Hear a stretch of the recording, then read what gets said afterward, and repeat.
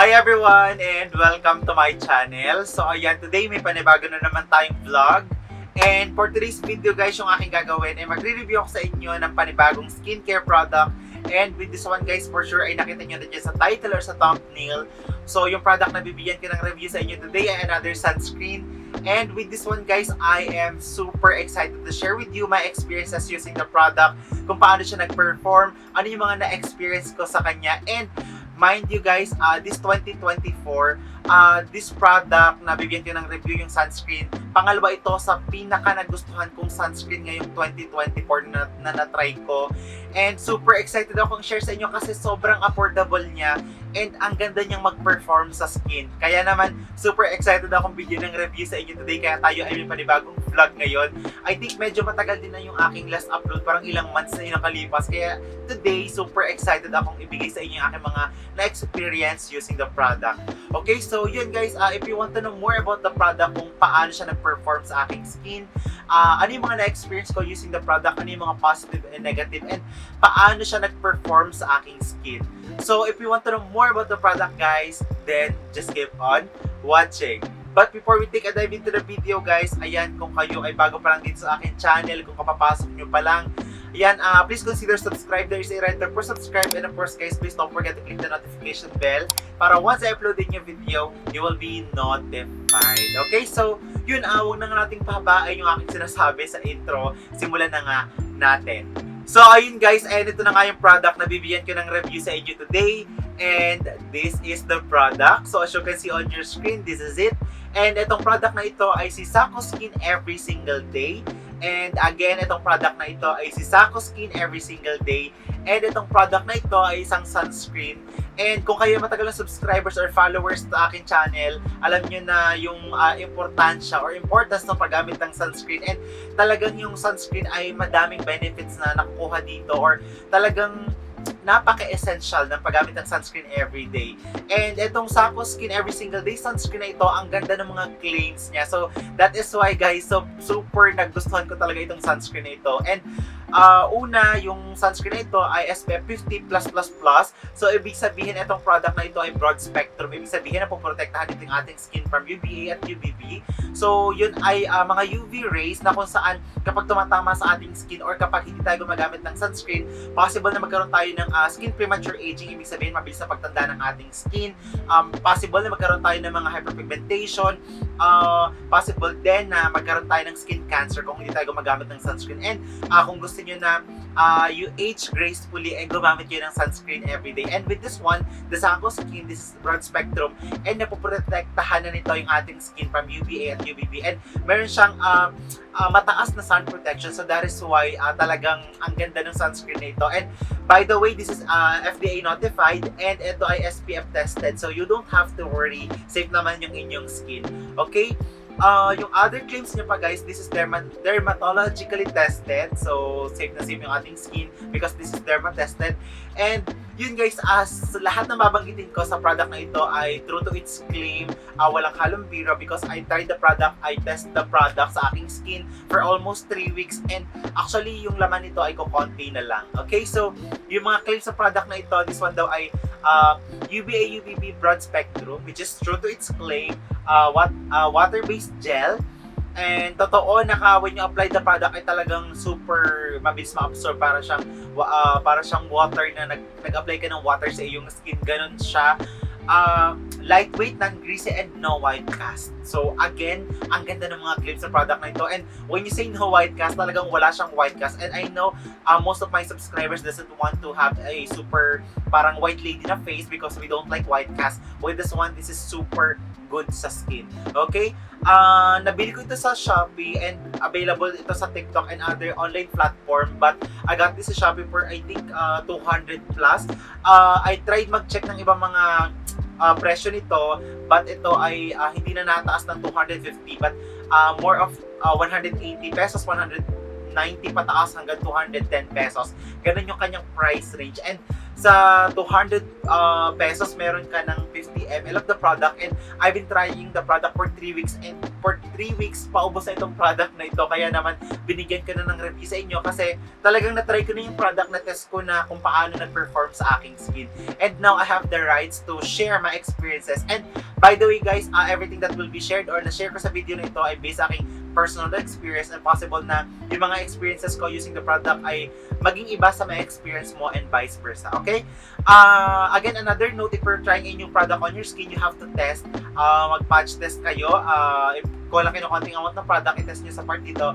Kapag nag-react, stop using the product. And kapag hindi naman nag-react sa inyong skin, ay you can continue using the product. And itong product na ito, itong sunscreen na ito ay good for all skin types kasi ang ganda ng kanyang claims, ang ganda ng kanyang performance, and I say this is good for all skin type. And again, possible din na maging iba yung maging experience nyo. You have to consider that, okay?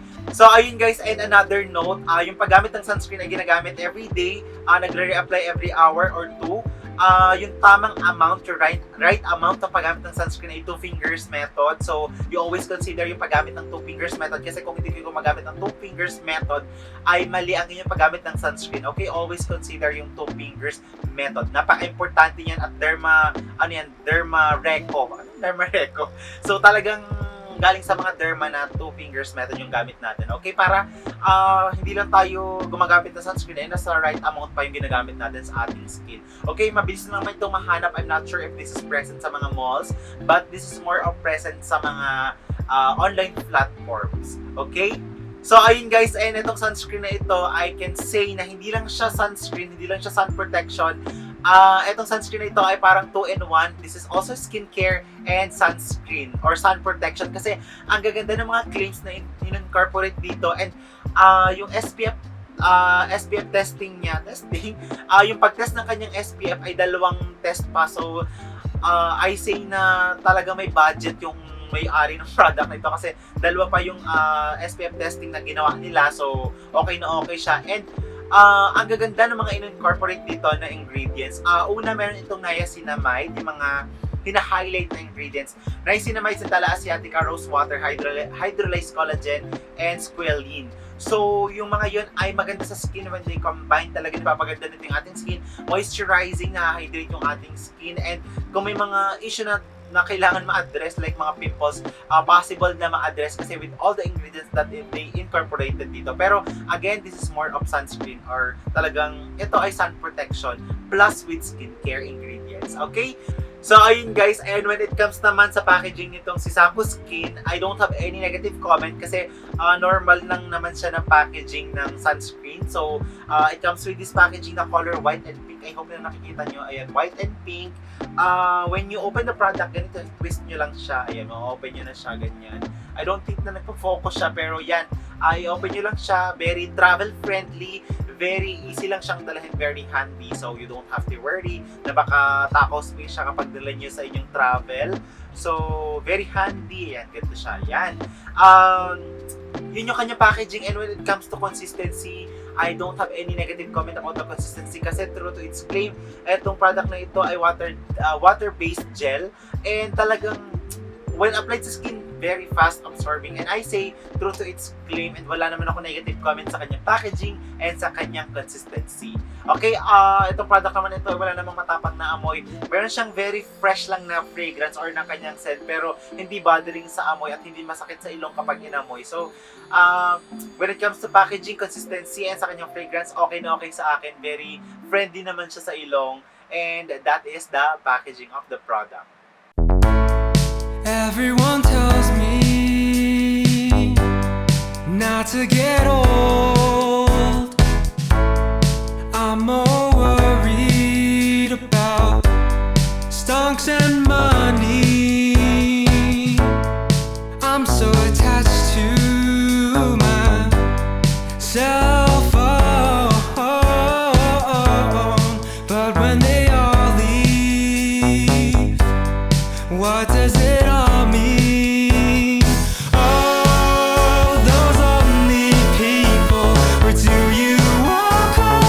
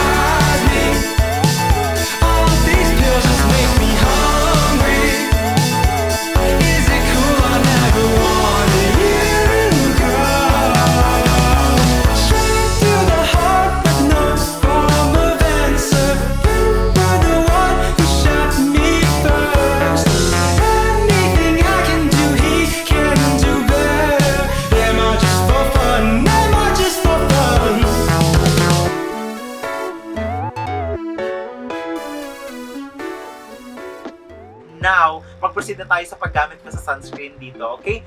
Ano sabihin ko? Una sa lahat guys, ang ganda ng mga claims ng product na ito, true to its claim. Using the product for 3 weeks, ang ganda-ganda ng na-experience ko sa product na ito. Una, when applied sa skin, super lightweight, as in ito na ata yung pinaka super duper lightweight na na-try ko sa aking skin. Fast absorbing, para water-based nga yung kanyang formula. So that means when you apply it all over your skin, mabilis ma-absorb ng skin and you don't have to wait na mga ilang minutes. When you apply, andun na agad siya, set na agad siya. No white cast, hindi kayo mag-aalala na kung kayo ay may mga deep skin tone or mga tan morena, you don't have to worry kasi wala siyang white cast, wala siyang lagkit at all. So that is why super nagustuhan ko itong sunscreen na ito when applied sa aking skin. Super moisturizing, very hydrating din siya sa skin. Hindi ito yung tipo ng sunscreen na when you apply sa skin mo ay natuyo na agad siya tapos very drying. Hindi siya ganon. Although this product can be absorbed easily ng inyong skin, pero hindi siya yung tipo na drying. Very hydrating, very moisturizing kapag in-apply sa skin. And using the product guys, wala akong negative na na-experience. Doesn't sting, wala akong redness, walang irritation sa skin. Okay na okay talaga ito sa aking skin. Plus, using the product for 3 weeks, hindi ako nagkaroon ng mga new pimples or hindi ako nagkaroon ng tigyawat using the product. So that is why ang ganda ng performance nito sa aking skin. Kaya naman, I can say na pangalawa ito sa nagustuhan kong sunscreen nitong 2024. Hindi din siya nakakapag-clog ng pores. Hindi siya nakakapag-clog ng pores kung kayo mga blackhead, whiteheads. Hindi kayo magkakaroon ng mga ganon kasi super ganda naman ito talaga mag-perform sa skin. Wala siyang lagkit kapag in-apply. Super fresh ng kanyang fragrance or ng kanyang amoy. Hindi matapang sa ilong, hindi din siya yung may amoy siya pero hindi yung super matapang kapag in-apply mo na magkakaroon ka ng yung may mga allergy, matitrigger, hindi ganon. Okay na okay siya talaga, as in super ganda nitong sunscreen na ito. You have to try the product, promise and swear talagang magugustuhan nyo itong sunscreen na ito. Very affordable, 50 ml, you can get anywhere, mga online platform, and mabilis lang din siya mag-arrive. So FDA notified and SPF tested, you don't have to worry.